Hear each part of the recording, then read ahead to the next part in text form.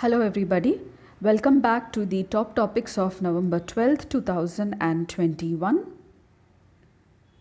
Let us look at what are the topics that I will be discussing with you today.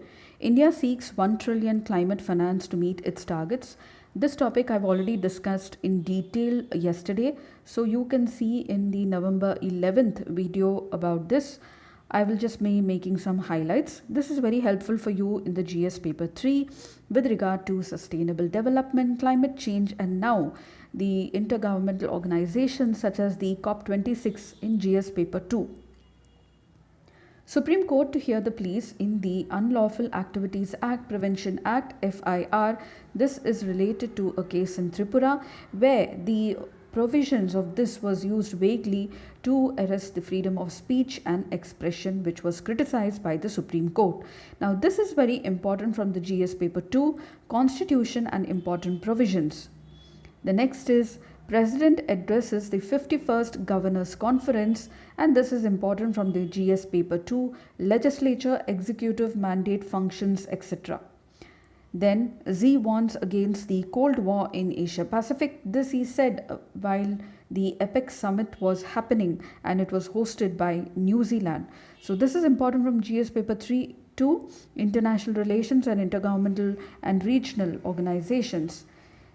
Then next comes China and US to increase climate cooperation. This is something of a news because these two countries had been at loggerheads about the trade and especially the actions of China with regard to Taiwan, Hong Kong, and also its actions in the South China Sea. So this is something of a big news that these two countries are going to cooperate with respect to climate. Then the next is the Char Dham Road debate. This is important from your GS paper 3, Sustainable Development, and also your GS paper 1, in which it says man-made changes to important geophysical features and phenomena. Then next is Stop Carbon Colonialism, says India and China. This is important from GS paper 3, Climate Change. So let us look into the topics in detail. Now, the very first one is about India seeking 1 trillion in climate finance to meet the targets. So this I've already discussed in yesterday's video. You can please take a look at it. Let us just revise what the assurances by Prime Minister Narendra Modi have been given as a part of India's NDC. So the five-fold plan called as Panchamrit, just let us make a fast revision of it. That is, India's non-fossil energy or the renewable energy capacity will be 500 gigawatt by 2030. The country will meet 50% of the electricity requirements with renewable energy by 2030. It will reduce the total projected carbon emissions by a billion ton by 2030. Fourth, it will also cut the carbon intensity of its economy to less than 45%. And the fifth, country will achieve the net zero by 2070. So India has demanded $1 trillion over the next decade from the developed countries to adopt to and mitigate challenges that are arising from global warming and has kept this as a condition for delivering on the climate commitments made by Prime Minister Narendra Modi as a part of the climate negotiations. Now, India's five-fold plan, also called as a Panchamrit, aims at reducing the carbon intensity of the economy and achieving the net zero. So, net zero is when the country's carbon emissions are offset by taking out equivalent carbon from the atmosphere so that the emissions in balance are zero. However, achieving net zero by a specific date, meaning a specific year, also called a peaking year, following which emissions will begin to fall.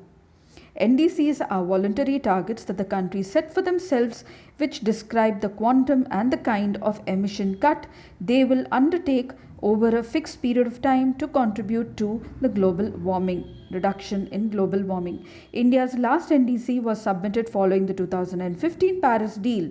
Before the COP26 began, nations were expected to provide an updated NDC. However, India did not furnish one.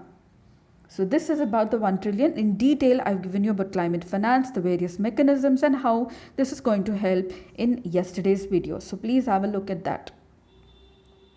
The next is the Supreme Court is to hear the plea against the Unlawful Activities Prevention Act. We had recently seen in some of my last video, how the act was used to charge students who were possessing materials such as books, pamphlets, etc., and had certain ideological inclinations as terrorists under the Unlawful Activities Prevention Act, where even bail is not provided and it has very stringent laws to deal with terrorist like activities. The Supreme Court in that case itself, which is called as the I'm sorry, I don't remember the name, the Supreme Court described that mere possession of material cannot be said to be the acts of terrorism, and this should be shown by their participation in furthering the activities of terrorist organization.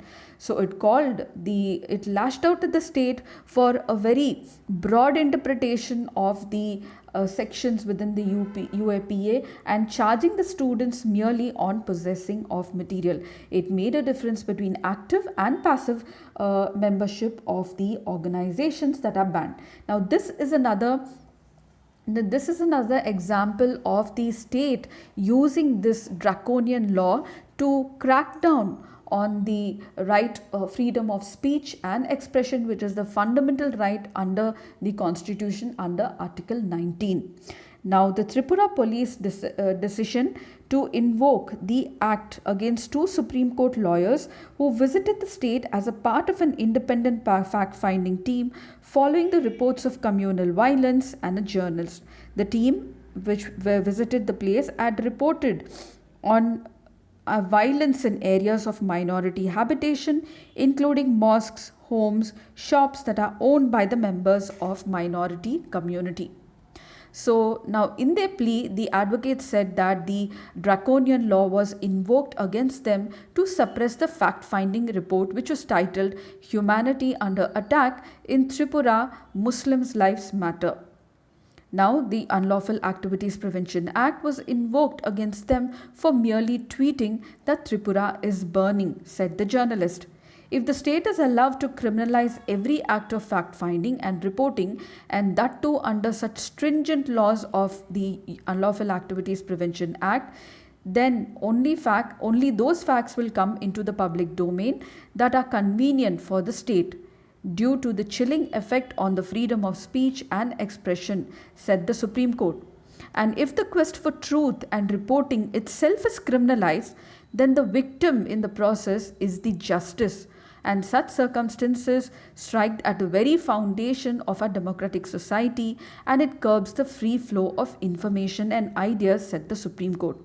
The petitioners also sought direction to the Supreme Court to declare sections 13 of the draconian law and sections 45 as unconstitutional.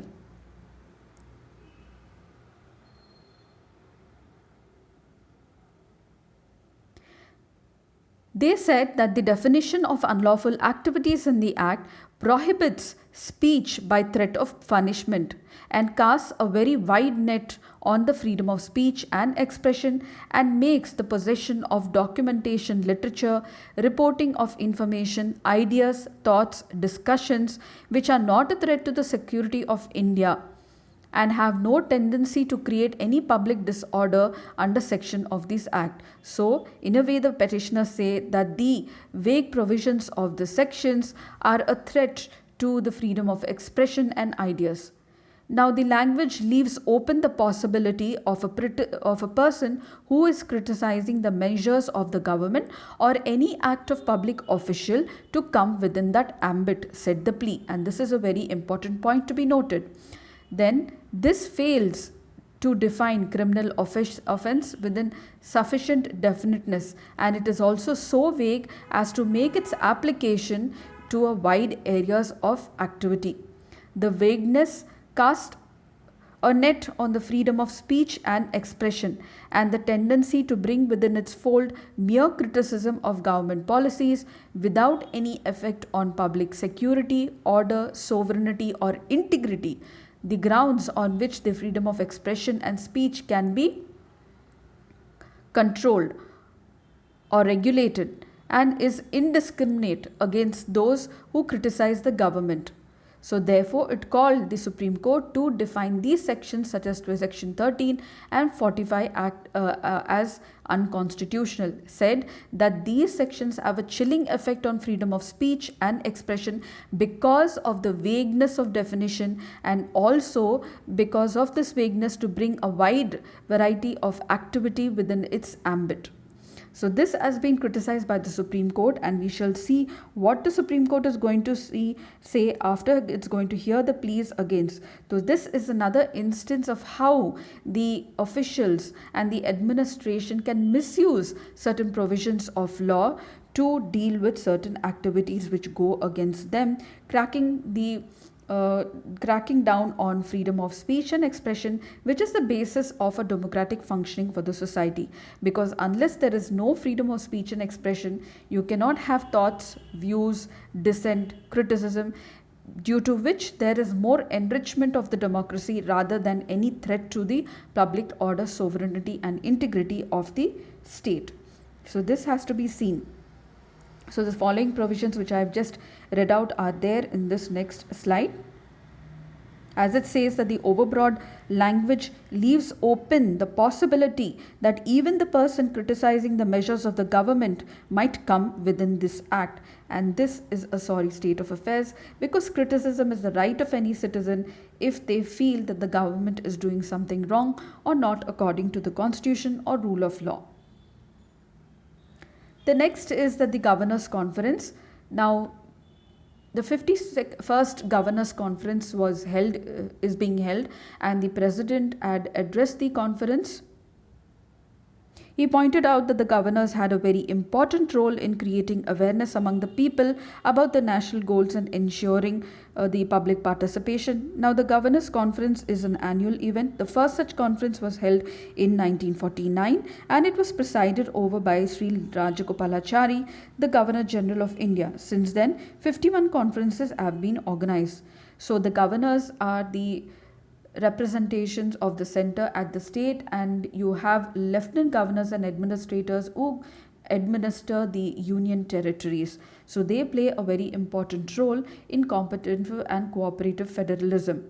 Now, the President said that the governors have a very important role to play, and they can play a proactive role in monitoring the various central government projects and schemes and ensure that the money which is intended for the welfare is spent in the right purpose. The President called on the governors to play a very important role like a friend, philosopher, and a guide in the states in which they are posting. So the governor's position and office is been one of a double-sided sword. So there has been criticisms, and also sometimes they say that the governor's office is also important to maintain a balance. Now, the physical conference of the governors is taking place for the first time after the gap of 2 years on account of the pandemic. The institution of the governor has a very significant role to play in cooperative and competitive federal structure. The conference provides an opportunity for both the governors and lieutenant governors to exchange views and learn from each other's experience, as well as to adopt the international best practices that are suited to each state and union territory, which has distinct and diverse needs and requirements. The primary function of the governor is to preserve, protect, and defend the constitution and law which is incorporated now under Article 159 of the Constitution and looks after the administration of the states. All the governor's actions and recommendations and supervisory powers over the executive and legislative are used to implement the provisions of the Constitution. The governor has executive powers, legislative powers, and discretionary powers, which play a very important role in maintaining the administration of the state. So this is about the Governors' Conference. The next is that Xi warns about a Cold War in Asia Pacific, and this remark he made while he was addressing the APEC conference, which is being held in a virtual mode by New Zealand. Now, Chinese President Xi Jinping has warned against the Cold War era tensions in Asia Pacific. So it's very evident that he is making this remark because of the recent AUKUS group that has been formed in the Indo-Pacific region, and also the Quad, which China has always been critical of. The remarks climb on the sidelines of APEC. The Chinese president remarks were apparent, and its reference was to the US efforts with its regional allies and partners, including the Quad and now the AUKUS, to see and what they see that the Chinese growing coercive economic and military influence. So indirectly, they've always made the reference to China's increasing activities both in Quad and AUKUS. EPIC is being conducted entirely by New Zealand. Tensions between US and China have soared in the recent years, we know that, and US was raising concerns about Beijing's action in the South China Sea, as well as Hong Kong, Xinjiang, that is with the regard to the Muslim minorities there, and in Taiwan. Now, amid this friction, the two sides also began talk to improve communications to break the ice between them. In this speech at the EPEC Forum, Xi outlined that what he thought were the most pressing tasks for Asia Pacific region emerging from the shadow of the pandemic and achieving economic recovery. So the deep divisions also run within the group. Now the group consists of US, China, Taiwan, Russia, Australia, and you have many countries in the Asia Pacific region. I have not given it over here. Maybe you can just check out.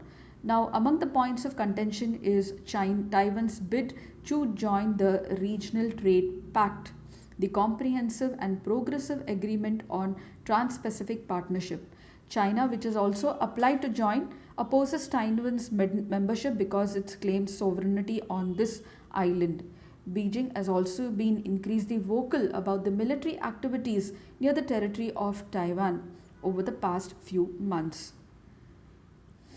So also China remains critical and unclear about the US to host the 2023 round of Asia Pacific Economic Cooperation meeting. Now the APEC members also agreed to reduce the tariffs and and border holdups on vaccine, masks and other medical products. So let's see a few words about the Asia Pacific Economic Cooperation Group. So the APEC group is an intergovernmental forum of 21 members in the Pacific Rim that promotes free trade through the Asia Pacific region. It was started in 1989. In response to growing interdependence of Asia Pacific economies and the advent of regional trade blocs in other parts of the world. It is aimed to establish new markets for agriculture products and raw materials beyond Europe. It is headquartered in Singapore, and it is recognized as one of the highest level of multilateral blocs and oldest forums in the Asia Pacific region. It also exerts a significant global influence.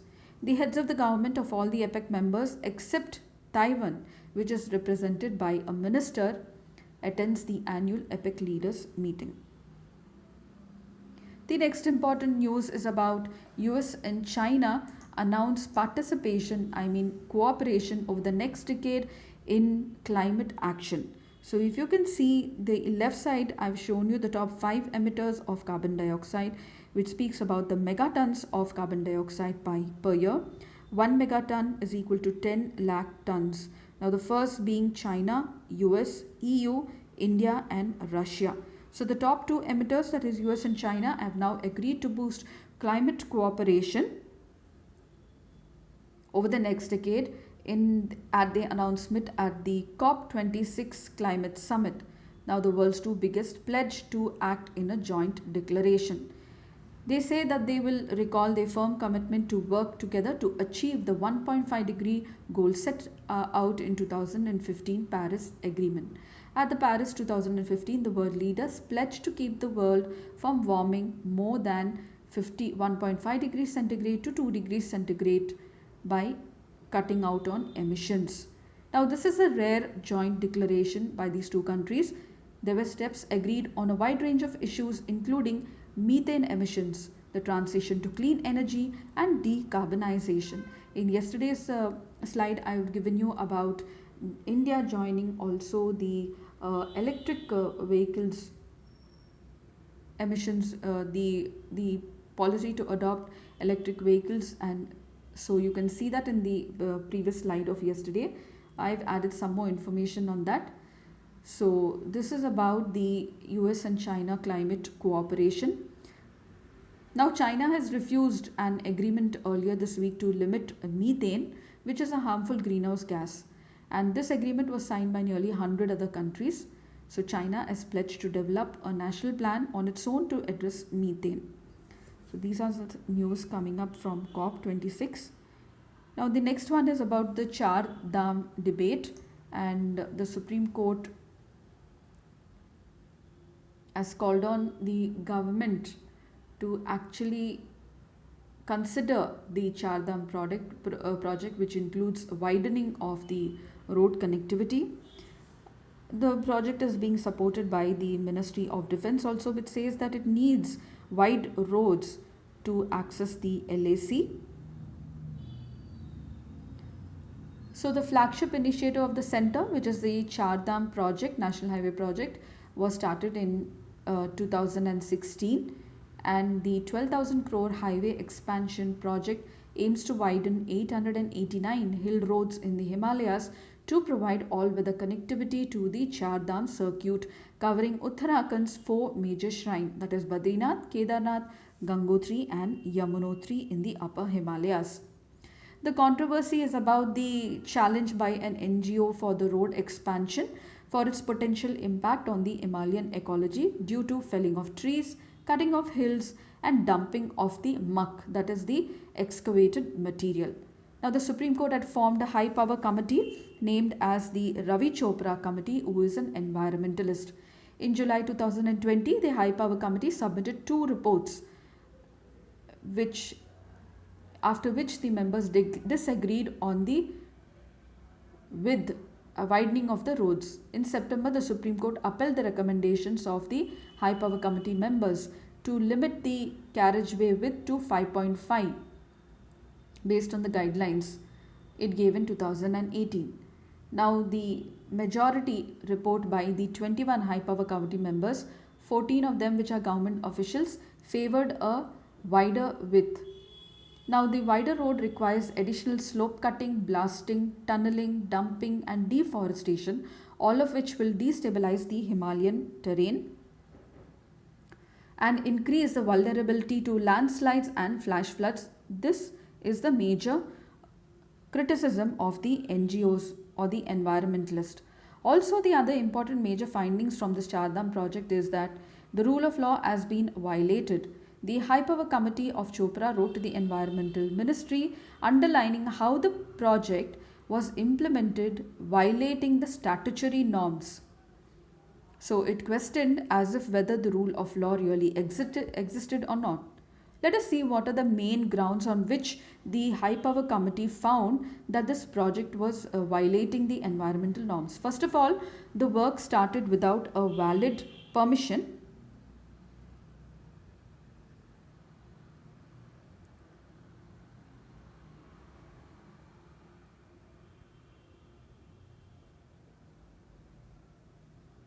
So the work started out without a valid permission, and this was said in the Supreme Court. Also, misusing of older clearances.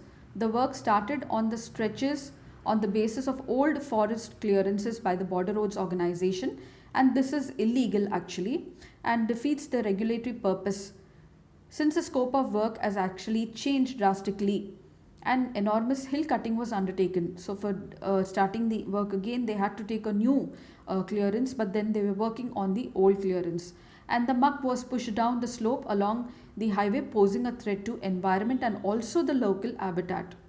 The next allegation is about false declaration. Tree felling. Tree felling, hill cutting, muck dumping on the stretches of the national highway added up to over 200 kilometers, commenced by falsely declaring that these stretches did not fall in eco-sensitive zones of Kedarnath Wildlife Sanctuary, Rajaji National Park and the Valley of Flowers. So this is another allegation by the High Power Committee report. And also, work without seeking clearance. Work began on various stretches of the highway, adding up to at least 60 kilometers without furnishing the reasons and without taking proper forest clearance. Also, the next is that it was violative of the Supreme Court directive. Now, work started on the stretches even though the state government said in an affidavit that the stretches where the work had not begun would be subject to the direction of the Supreme Court. However, the defense angle had come up recently where the government said that it needed the road widening to meet India's strategic needs of movement of borders and troops along the road. So we have to see now what the Supreme Court will be saying. However, the judgment will be significant because it will be serving as a benchmark, as it has to balance both the security concerns of the Ministry of Defense along with the environmental concerns within the legal framework. And therefore, this will set a benchmark to such projects in the future, keeping in mind that recently the government has also made changes to the Forest Conservation Act to provide for infrastructure development in the border areas, especially for security reasons. So this has to be seen what the Supreme Court will be saying now. The wider road, quicker defense deployment supplies, says the Ministry of Defense. So, but the widening of the mountain road, especially in the young and still unsettled Himalayas, runs the risk of leaving the slopes more unstable. And we always see that, especially during rainfall, and also when there is the Himalayas are very unstable, and this leads to landslides and also risks life and property. So this is a very important news with respect to environment and development. On one way, the government wants to widen the roads. On the other hand, the Ministry of Defense says that it needs wider roads for strategic movement of troops and movement. On the other hand, there is the concern about the stability of the Himalayas, how the road widening will lead to threatening the especially the lower areas below the slopes, and we have to see how the Supreme Court will balance this both now. The next is about carbon colonialism. Now, India and China has rejected a first draft which has come out from the COP26 meeting. Now, the first draft came about on Wednesday, that is just day before, and emphasizing the need to raise ambitions of climate actions to meet 1.5 degrees target. Now, developing countries like India and China have rejected the first draft of the conference and asked to change the entire section on enhancing of mitigation actions. But why? Let's see. Now, this group we know that includes India and China and several other countries like Africa, Bangladesh, Sri Lanka, Indonesia, Malaysia are called as like-minded developing countries, and they have accused the developed countries of attempting to transfer their responsibilities on the rest of the world and trying to impose new rules. Now, they call this new carbon colonialism and said that 2050 net zero targets are being forced on the developing countries, ignoring the historical responsibilities of developed nations and principles of equity and common but differentiated responsibilities, which is enshrined in the United Nations Framework Convention on Climate Change.